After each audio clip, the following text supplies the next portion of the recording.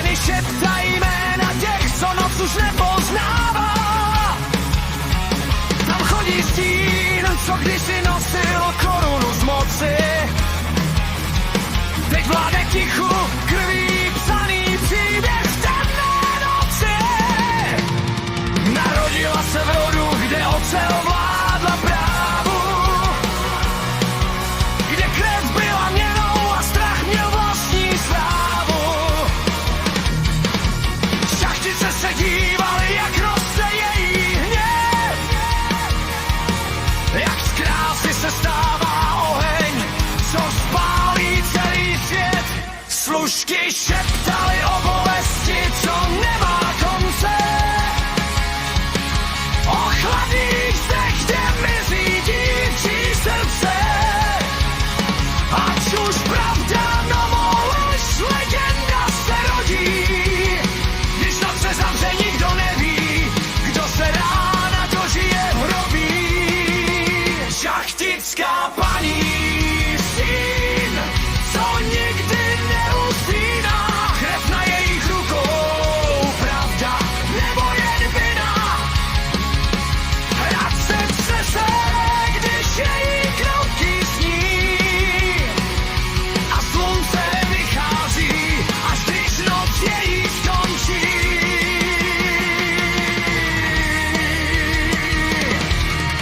Juraj Turzo přijel s vojskem v bráně,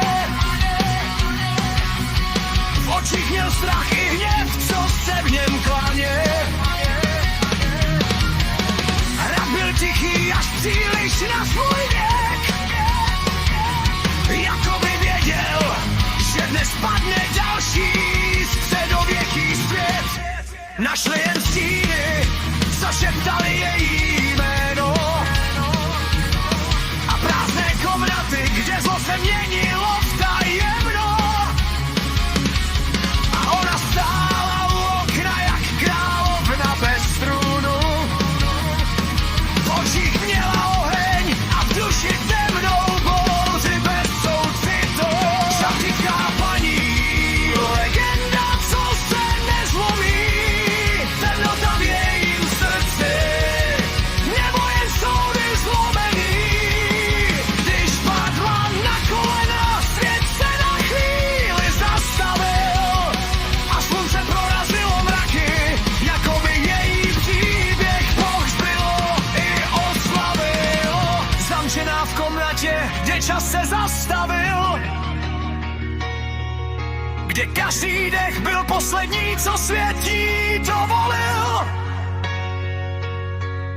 A přesto v tichu, kde končí každý hřích, zůstala legenda a ta žije dál v nás všech.